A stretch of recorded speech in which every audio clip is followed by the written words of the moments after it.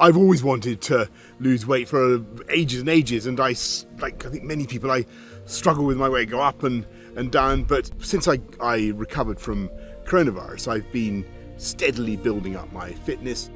I don't want to make any excessive claims because I've only really just started concentrating on. But I'm at least a stone down. I'm more than a stone down. But when I went into ICU, when I was really ill, I was way overweight. I'm only about 5'10", at the outside, and I was too fat. Lundi, c'est avec cette vidéo qu'il lance son plan de lutte contre l'obésité. Son plan s'attaque principalement à la malbouffe et encourage la pratique du sport. Mais Boris Johnson ne minimiserait-il pas un problème plus complexe?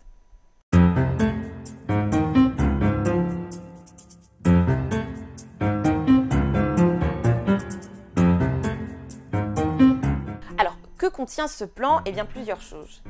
1. Fini les publicités avant 21 h pour les boissons et la nourriture trop grasses et trop sucrées.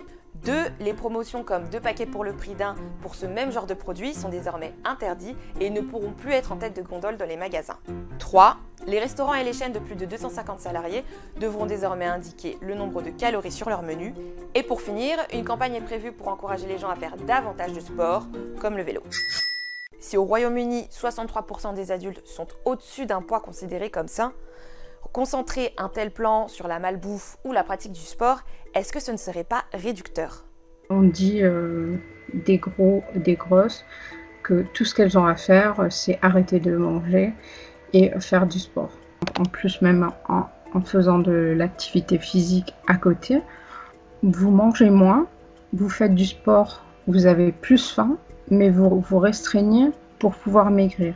Et après avoir perdu un certain poids, eh bien le corps il va se mettre en mode famine, c'est-à-dire qu'en mangeant le même nombre de calories, vous ne perdrez plus de poids, voire vous en reprendrez. Et il y a un phénomène, c'est que même si vous descendez l'apport calorique, le corps va faire de la résistance et il ne perdra plus parce qu'il ne supportera pas ce stress, ce fait de ne pas écouter ses sensations. Et au bout d'un moment, de toute façon, vous allez reprendre le poids perdu. Même si vous continuez, c'est quelque chose d'intenable d'être tout le temps dans l'hyper-contrôle.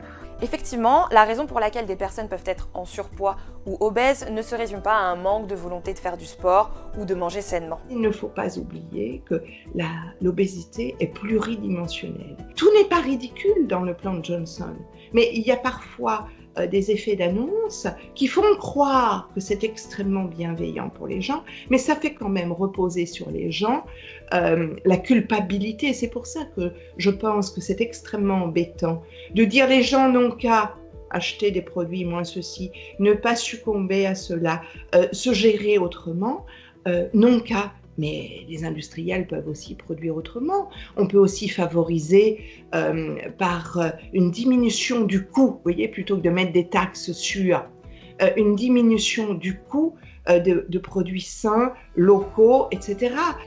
Si la nourriture était moins grasse, moins salée, moins tout ça, eh bien, les personnes grossiraient moins. Et il se trouve que si vous superposez la carte de l'obésité et la carte de la précarité, de la pauvreté, comme par hasard, elles coïncident. Pourquoi coïncident-elles? Eh bien, parce que la calorie grasse est moins chère que la calorie maigre. Sans oublier que nous ne sommes pas tous égaux face à la génétique et que certaines personnes ont des problèmes de santé qui préexistent. Mais pourquoi lutter contre l'obésité et le surpoids maintenant? Yeah, the other thing, obviously, is that if you can get your weight down a bit, and protect your health, you'll also be protecting the NHS. Et voilà, elle est là aussi la raison. Tout comme en France, le système de santé britannique, appelé NHS, a été mis à mal par l'épidémie de coronavirus. Et une deuxième vague pourrait lui être dévastatrice. La semaine dernière, l'agence Public Health England, l'équivalent de notre Santé publique France, sortait une étude sur le Covid-19. Elle démontre que les risques d'être hospitalisé ou de mourir de cette maladie augmentent à partir du moment où vous êtes considéré comme étant en surpoids.